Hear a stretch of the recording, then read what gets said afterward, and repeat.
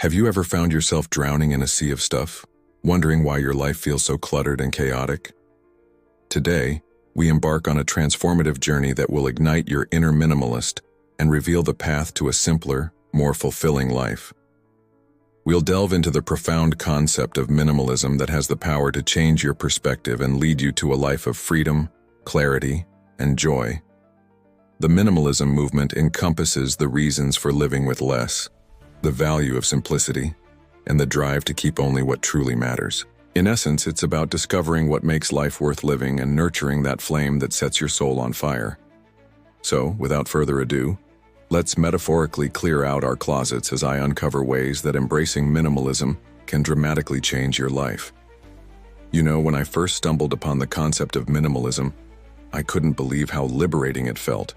I mean, here I was, surrounded by mountains of stuff I never used, and suddenly I realized I didn't need any of it. It was like a light bulb moment, but instead of adding more light, it was about removing the unnecessary shadows. Let's start with decluttering. Now I know what you're thinking. Oh great, another video telling me to throw away my stuff. But hear me out. Decluttering isn't just about creating space in your home. It's about creating space in your mind. It's like giving your brain a spring cleaning. And trust me, your brain will thank you for it. When you start decluttering, it's like you're on a treasure hunt, but instead of looking for gold, you're looking for things to get rid of. It's oddly satisfying, like finally scratching that itch you couldn't reach. Start small. Maybe with that junk drawer we all have. You know the one I'm talking about. It's where pens go to die and mysterious keys live out their retirement. As you sort through your belongings, ask yourself, does this spark joy? If not, it's time to say goodbye. And don't worry, you don't have to talk to your socks like Marie Kondo suggests, unless that's your thing, in which case, sock away. Remember, decluttering isn't a one-time event. It's an ongoing process, like brushing your teeth or pretending to understand cryptocurrency. Make it a habit to regularly assess your belongings. Set aside time each month to go through a different area of your home. It's like giving your house a regular checkup, but instead of a doctor, you're the one with the prescription pad, writing out orders for what stays and what goes. And here's a pro tip. For every new item you bring into your home, try to remove one. It's like a one-in, one-out policy, but for your stuff instead of nightclubs. This way, you're not just decluttering, you're preventing future clutter. It's like being a time-traveling clutter buster. Now let's talk about donating. Donating isn't just about getting rid of stuff. It's about giving your belongings a second life.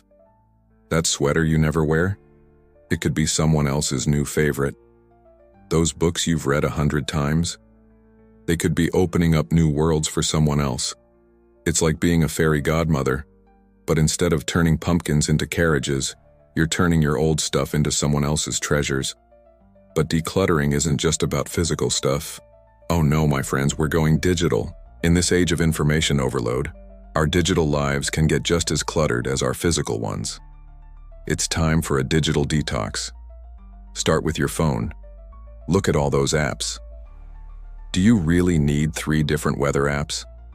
I mean, unless you're a storm chaser or extremely indecisive about the weather, probably not. Delete the apps you don't use. It's like giving your phone a breath of fresh air. Next, tackle your email. Unsubscribe from all those newsletters you never read. You know, the ones you signed up for to get that 10% discount 3 years ago and have been ignoring ever since. It's time to break up with them. It's not you, it's me. Actually, it is you. Goodbye forever. And let's not forget about social media. We all love a good scroll, but sometimes it can feel like we're drowning in a sea of cat videos and political rants. Try setting specific times for social media use. It's like giving yourself a social media allowance. And no, you can't borrow from tomorrow's allowance. Consider a digital Sabbath, a day where you disconnect from all your devices. I know, the thought of being without your phone for a whole day might make you break out in a cold sweat. But trust me, it's liberating. You might even rediscover this thing called the outside world. I hear it's nice this time of year. Now, let's talk about something that makes most people's palms sweat: budgeting. But don't worry, we're not here to make you count every penny. We're talking about minimalist budgeting. It's like regular budgeting, but cooler and with less math. The key to minimalist budgeting is focusing on value. It's not about depriving yourself. It's about being intentional with your spending. Ask yourself, does this purchase align with my values? Will it truly enhance my life? If the answer is no, then maybe that impulse buy of a life-size cardboard cutout of Nicolas Cage can wait. Unless Nicolas Cage truly enhances your life, in which case, carry on. Start by tracking your expenses for a month. And I mean all of them. Even that coffee you buy every morning thinking it's just a few bucks. Trust me, those few bucks add up faster than you can say venti double-shot soy latte with extra whip. Once you have a clear picture of where your money is going, it's time to prioritize. What expenses truly add value to your life? Maybe it's your gym membership or your Netflix subscription or your monthly donation to the Nicolas Cage fan club. Whatever it is, keep it. But those expenses that don't align with your values, it's time to say goodbye. Remember, minimalist budgeting isn't about living like a monk, unless that's your thing. It's about being intentional with your resources. It's like being the CEO of your own life, making smart investments in your happiness and well-being. And here's a fun trick. Try the 30-day rule. When you want to make a non-essential purchase, wait 30 days. If after 30 days you still want it, go ahead. But chances are you'll forget about it faster than you can say impulse buy. Now, I know what you're thinking. This all sounds great, but how do I maintain this minimalist lifestyle? Well, my friend, it's all about creating habits. And no, I do not mean the kind of habits that involve eating an entire pint of ice cream while binge-watching your favorite show. Although, let's be honest, we've all been there. Make decluttering a regular part of your routine. Set aside time each week to assess your belongings. It's like giving your life a regular tune-up. And don't forget to celebrate your progress. Every time you declutter, you're one step closer to a simpler, more fulfilling life. Practice gratitude for what you have. It's easy to get caught up in wanting more, but taking time to appreciate what you already have can be incredibly powerful. It's like giving your soul a warm hug. Remember, minimalism isn't about depriving yourself. It's about making room for what truly matters. It's about creating space in your life for joy, for experiences, for connections. It's about living light so you can live free. So, are you ready to embark on this minimalist journey?